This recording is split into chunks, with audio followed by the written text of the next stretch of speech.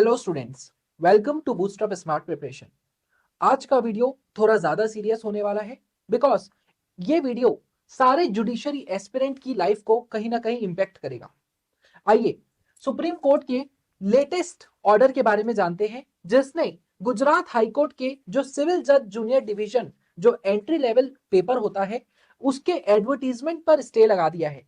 आखिर supreme court ने ये स्टे क्यों लगाया और इसका क्या इंपैक्ट पड़ेगा सारे जुडिशरी एस्पिरेंट्स की लाइफ में, एंड स्पेशली छत्तीसगढ़ के हाईकोर्ट ने इस पर्टिकुलर डिसीजन के बाद कौन सा ऑफिशियल ऑर्डर पास किया है, वो सारी बातें हम इस वीडियो में देखेंगे।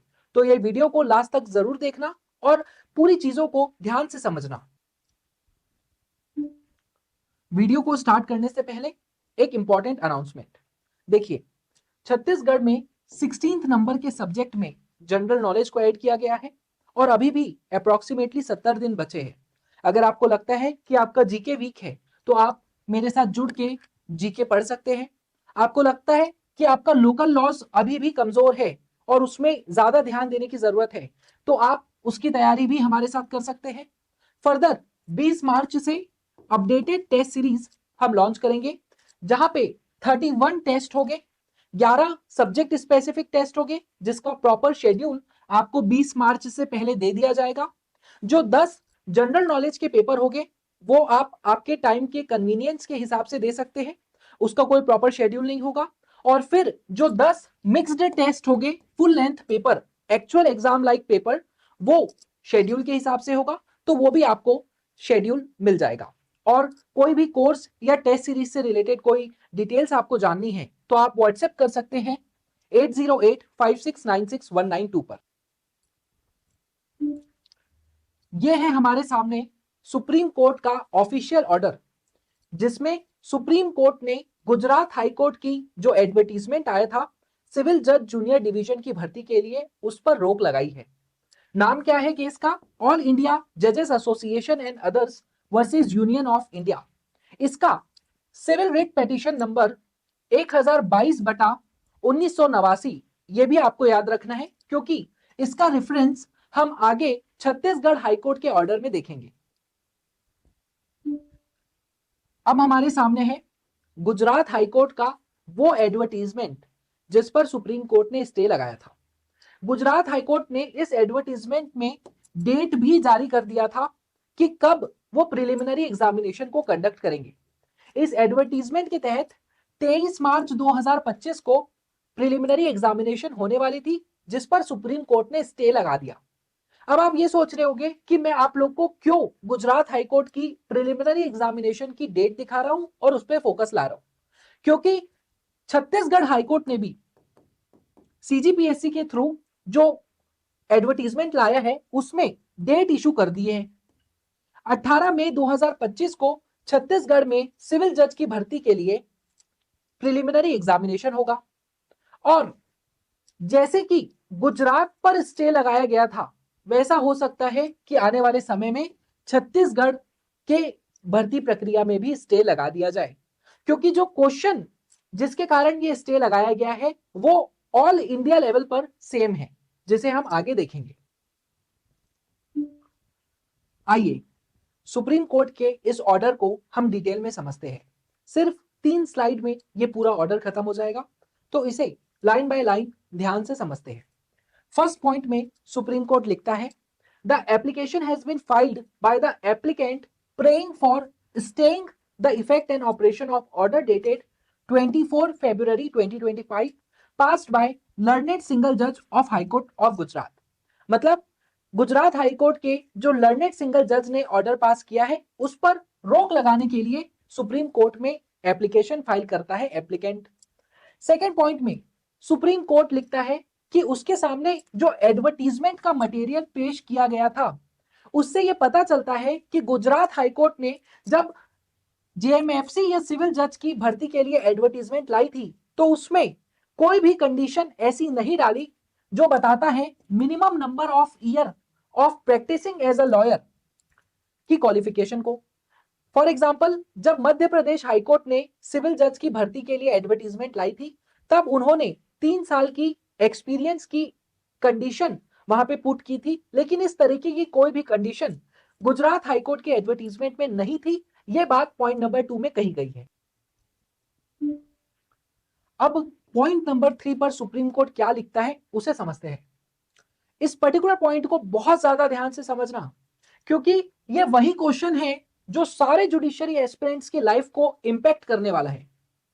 अब इस क्वेश्चन में क्या बताया गया है उसको समझो।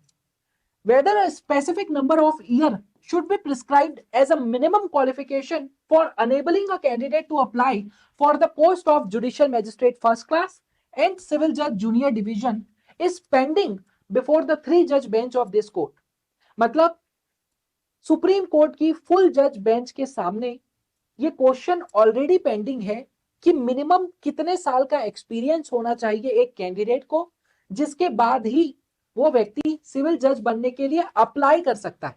तो ये क्वेश्चन ऑलरेडी पेंडिंग है, जिस पर पॉइंट नंबर 4 में सुप्रीम कोर्ट लिखता है कि सुनवाई हो चुकी है और सिर्फ जजमेंट आना बाकी है।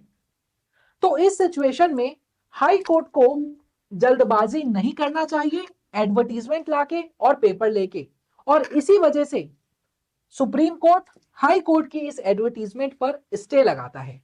आइए अब हम इस पर्टिकुलर ऑर्डर का क्या इंपैक्ट पड़ता है छत्तीसगढ़ हाईकोर्ट की रीजनिंग में उसे समझते हैं। आप सभी को Vinita Yadav versus state of Chhattisgarh का केस याद होगा, जिसके कारण हमारा सिविल जज का एग्जाम फॉर्म आगे बढ़ा और जो प्री रिक्विजिट कंडीशन थी eligibility registered as an advocate की, वो ड्रॉप हुई। अब इस केस की ऑर्डर शीट में छत्तीसगढ़ हाईकोर्ट क्या लिखता है उसको ध्यान से समझते हैं। सबसे पहले डेट पे ध्यान देना, 5 मार्च 2023 की ये डेट है जिसमें छत्तीसगढ़ हाईकोर्ट इस सुप्रीम कोर्ट के ऑर्डर को रेफर करता है और कहता है civil writ petition number 1022/1989 all India जजेस association and other versus Union of India का केस सुप्रीम कोर्ट में पेंडिंग है, जिसमें यह डिसाइड होगा कि मिनिमम नंबर ऑफ ईयर कितना होना चाहिए एक पर्टिकुलर कैंडिडेट के पास एज एन एडवोकेट, जिसके बाद वो सिविल जज के लिए अप्लाई कर सकता है। फर्दर ये मैटर विनीता यादव वाला जो मैटर है वो सिमिलर नेचर का है सुप्रीम कोर्ट के डिसीजन, सुप्रीम कोर्ट में जो क्वेश्चन पेंडिंग है उससे। इस वजह से इस पर्टिकुलर स्टेज पर जो विनीता यादव के केस में हियरिंग होने वाली थी 18 मार्च 2025 को, उसे एडजर्न किया जाता है 7 अप्रैल 2025 के लिए। फर्दर मिस्टर बघेल जो कि डेप्यूटी एडवोकेट जनरल है, उन्हें निर्देश दिया जाता है हाईकोर्ट के द्वारा कि वो कंसर्न अथॉरिटीज को इसके बारे में बताएं। अब हमने सुप्रीम कोर्ट और हाई कोर्ट के वर्जन को समझ लिया। अब अलग अलग स्टूडेंट्स के मन में जो एक डाउट आ रहा है कि क्या हमारी लाइफ में भी वो 3 साल वाला रूल अप्लाई हो जाएगा, क्या सिर्फ वो व्यक्ति जिसके पास 3 साल का एडवोकेसी का अनुभव है, एक्सपीरियंस है, वही सिविल जज बनने के लिए अप्लाई कर सकता है। तो इस पर्टिकुलर क्वेश्चन को हम डील करते हैं।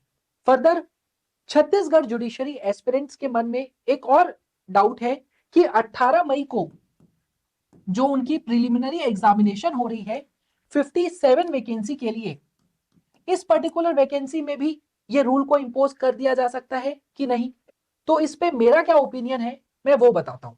देखिए सुप्रीम कोर्ट क्या डिसीजन लेगा वो कोई भी टीचर को नहीं पता है, क्योंकि सुप्रीम कोर्ट ही उसका निर्णय ले सकता है। लेकिन सुप्रीम कोर्ट ने मध्य प्रदेश हाईकोर्ट का जो 3 साल का एक्सपीरियंस वाला रूल है उसको अपहेल्ड कर दिया है, ये बात हम सबको क्लियर है। तो इससे कहीं ना कहीं ये हम अंदाजा लगा सकते हैं कि सुप्रीम कोर्ट का झुकाव इस डायरेक्शन में है कि एक कैंडिडेट के पास लॉयर का अनुभव होना चाहिए जज बनने से पहले। ये बात सुप्रीम कोर्ट कहीं ना कहीं मानता है, तभी उन्होंने मध्य प्रदेश हाईकोर्ट का जो 3 साल वाला कंडीशन था उसको अपहेल्ड किया था। लेकिन सुप्रीम कोर्ट ने अलग अलग डिसीजन में यह बात भी क्लियर की है कि rule of the game can't be change in between, मतलब खेल के नियम को बीच में बदला नहीं जा सकता। और क्योंकि छत्तीसगढ़ में सिविल जज का फॉर्म भरा जा चुका है, एग्जाम डेट आ चुकी है प्रिलिमिनरी एग्जामिनेशन की, तो हो सकता है supreme court one time relaxation दे दे छत्तीसगढ़ जुडिशरी एस्पिरेंट्स को कि ऑलरेडी जो वैकेंसीज आ चुकी है, एग्जाम डेट आ चुकी है, उस पर ये डिसीजन इंपैक्ट ना करे और आने वाली जो फ्यूचर की वैकेंसी हो उसमें जो मिनिमम नंबर ऑफ ईयर का जो एक्सपीरियंस है वो जोड़ा जा सके। लेकिन सुप्रीम कोर्ट अल्टीमेटली क्या करता है वो सिर्फ सुप्रीम कोर्ट ही बता सकता है। और इस पर्टिकुलर मैटर पे आप क्या सोचते हैं वो कमेंट में जरूर बताएं। और अगर आपको ये वीडियो अच्छा लगा तो एक लाइक कीजिए और हमारे चैनल को सब्सक्राइब कीजिए।